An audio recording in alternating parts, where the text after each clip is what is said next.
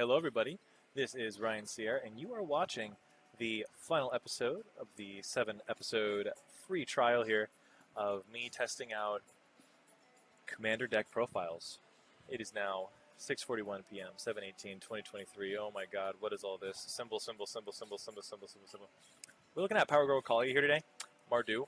Mardu is a series of colors and flavor in Commander that I feel like is always kind of the weakest with ramp, although that's why I've put, much like in the 5-color Jared, I've put a lot of ways to try to get to lands and all sorts of ramp in this deck. In fact, we can just go ahead and take a look at that first. But real quick, of course, whoa! The goal here in Kaalia of the Vast is that when she attacks, you may put an angel, demon, or dragon creature on to the battlefield from your hand, tapped and attacking. The one trick with this, of course, is that because technically she is bringing them out, and this is what I've heard at LGS's, technically because she is bringing them out, the creatures aren't attacking themselves until, of course, the second turn when they've been out. So it's important for things that you'll see here in a minute once we go down the list. We got Akum Hellkite, good on Mountain synergy. We got Akroma, Angel of Fury, Vision of Ixidor, Angel of Deliverance. This card's a bit mean because if you have 4 more card types in your graveyard, which is, things like, sorcery, instant, artifact, enchantment, planeswalker, creature, land, whatever, she will exile a creature an opponent controls. So, like, Nesty. And, of course, a lot of these cards are very expensive. I mean, the mana curve is, of course, like 7. Like, the average is 7. But of course, that's the gist, right? That's the joke. That's the secret. The secret sauce is Kaalia cheats them out, as it's called. So we've got Angel of Despair, which is just a lovely little ETB, destroy target permanent. This is ETB, exile 3 permanents until it leaves the battlefield, until it LTBs. Angel of Dire Hour is played a bit like a counterspell. You're supposed to, of course, flash this in when you're getting attacked by a bunch of creatures from an opponent. I don't play it like that, and I need to. I'm never just casually holding up like 7 mana. What is this? Angelic Arbiter. This is a bit of a shutdown. It says each opponent who casts a spell this turn can't attack with creatures. Each opponent who attacked with a creature this turn can't cast spells. When it says this turn, it kind of like confuses me because I'm like, you mean like the turn this was played? What do you mean? And I'm sure someone will comment to correct me that. Angelic Guardian. Whenever one or more creatures you control attack, they gain indestructible until end of turn. That is pretty cool. That is pretty cool. I like that. So, we want to try to actually buff our angels and dragons and demons. I actually previously, once upon a time, made a Kaalia deck. Dry throat. Hey, hang on, time to drink. Alright, so forever ago, I made a Kaalia deck that was mainly just angels and demons. Because they really actually shut down the deck, or the game. But then I got a little too mean, and it was also kind of too expensive. So I decided to make a more budget Kaalia one. So, of course, we go down here. And Archangel of Strife is a funny one, because what this does is this basically kind of like makes the game end pretty fast, because people will just inevitably choose war, and then everyone's creatures will be buffed up to shit, and they'll just like start killing each other. So it's pretty gnarly. I've never really met people who've played Peace, unless, that game was full of people who were still kind of in, like, build-em-up mode before kind of the mid-game. That's the thing. If you put this out in an early game, people choose Peace because they're like, oh shit, I want to play and build up a bit more. But if you put this out in the mid-game, people choose War because they're trying to end the game. Because generally I play in pods that are non-competitive around turn 7 to 8. Although I like, to get an edge up and win turn 6, of course. But I believe this Kaalia deck is kind of a turn 7 deck, so no big deal. I think the turn 6s would have been like, my Tatiova, my last episode. Aurelia Exemplar of Justice buffs up a person for being red or white, but Aurelia the War Leader is great because it gives you 2 attack phases. So, I love that. Oh my god, we got interrupted a little bit. Wowie zowie! I haven't done the comment tutorial? Hold on. Wait, you tell me I haven't done the comment tutorial? Yo, this is like a Let's Play tapped out here. Okay. Yo, dude, your Kaalia is awesome. Preview my comment? Okay, just post. Thanks. Alright. I'm not gonna deck cycle. What is that? Anyway, so we were at, Aurelia the War Leader giving you 2 attack phases. It's really great. Avacyn. Avacyn's cool. The thing with Avacyn is that basically She can only be taken away by, bounced, right? Getting returned to the hand or something. That's when you give her hexproof. And that's when you put her in a Sigarda deck. Sigarda! Alright, Bassandra, Battle Seraph, players can cast spells during combat. Most of the time, the people that I'm playing with don't really cast spells during combat. However, it's definitely a great way to say, like, yeah, we're never doing that. Alright. Then we have Bladewing the Risen. And when he ETBs, you may return target dragon from battlefield or from graveyard to battlefield, and then he buffs dragons. He's nifty. He's definitely, he definitely gets more value when you add the dragons back and stop trying to be like an angel demon stacks deck. So at the beginning of your end step, this one's fun. So you choose a card in your opponent's, and then they choose a card in yours, and you guys both bring a creature back, specifically a creature back to the battlefield. It seems like, it's good recursion and a good way to like politic and make alliances, but the problem with it is that I just never end up having enough in the graveyard. Because the only way someone's really going to kill Kaalia, because Kaalia goes wide, is they just, board wipe. I'm never just going to have this out here with like 2 creatures in the grave and this like conveniently getting them back. I'm always going to be like, 7 cards in and then a small hand or something. Unless I use Dragon Mage, which looks like it's from Fairy Tail. Basically, I mean, isn't that what Natsu was?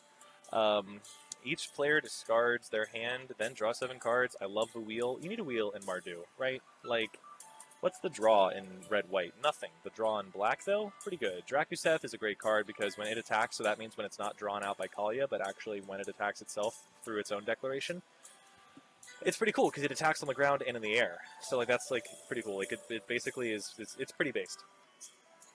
Let's see. What happens is it's going to deal 4 damage to one target and up to 3 damage to 2 other targets. And that you don't hit enchantments and you don't hit fucking Chinese delivery on the side of the table. Emiria Angel, whenever a land enters the battlefield into your control, yep, I mean I got 35 lands, so whatever.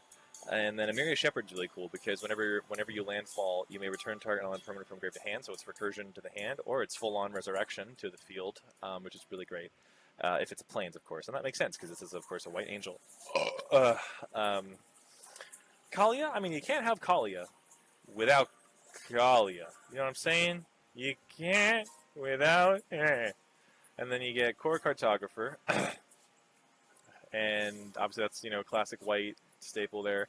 She's one of the few cards that can just do it, right? Like a lot of white is often about getting plains out when you're behind, and Core Cartographer just says, "Bam, here's the plains." At all. What the hell is that? Liesa Forgotten. No, seriously, what is that? Liesa Forgotten Angel. Whenever another non-target creature you control dies, return that card to its own attempt at the step. So it's recursion to your hand, but for the opponent, they say, they get exiled, so it's mean. Then we have Light of the Legion.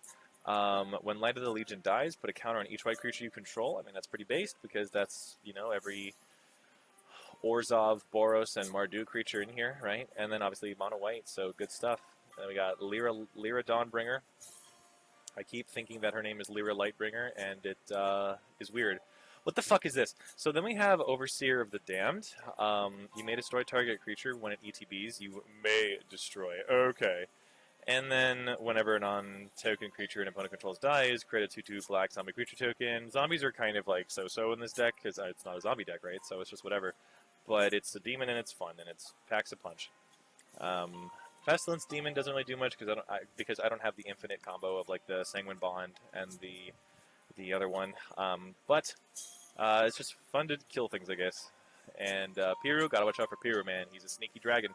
He's a mean boy. He says, if you don't pay Mardu every upkeep, which you will have enough mana to do so in a deck like this, then it's he's gonna sacrifice himself, so he'll die.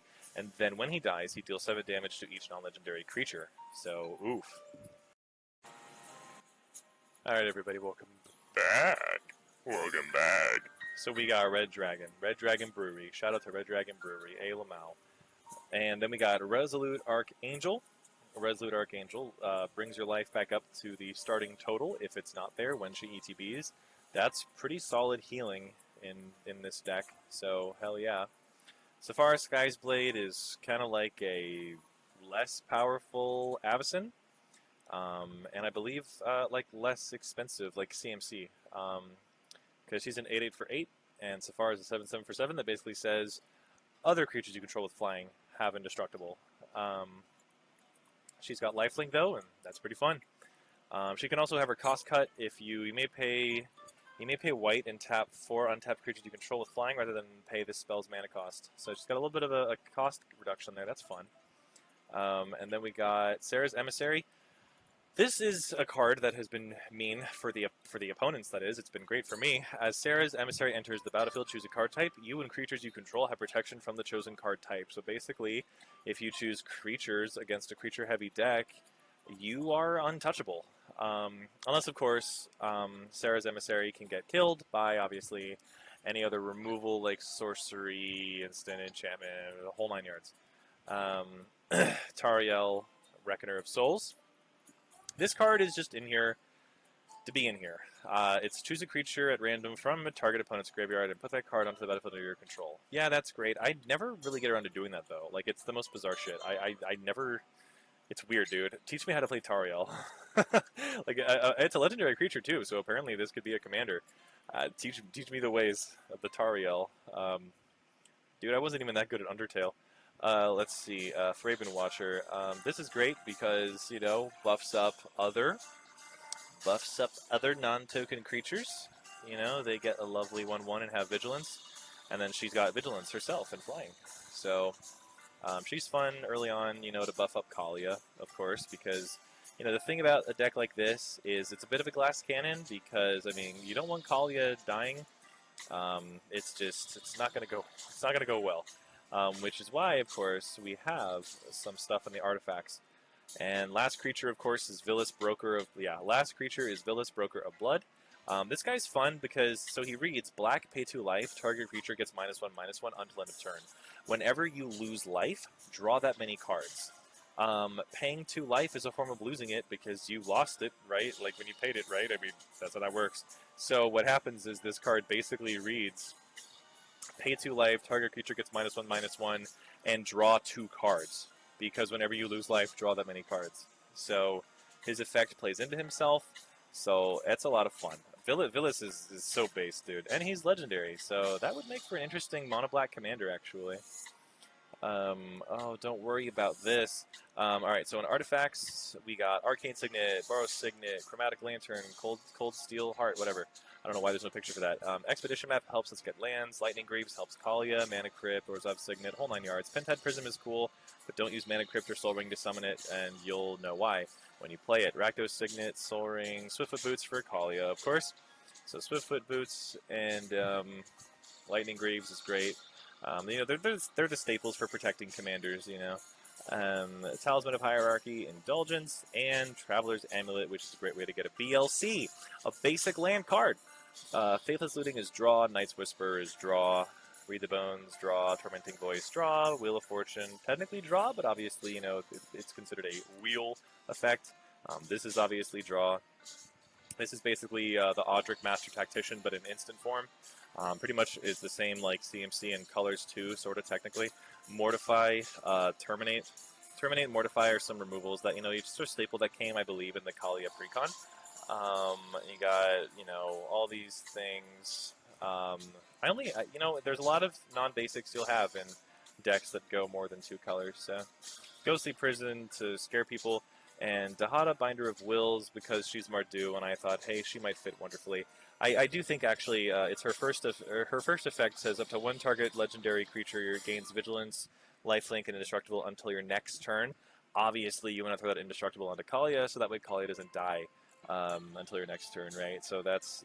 Dahada is for Kaalia's sake. So that...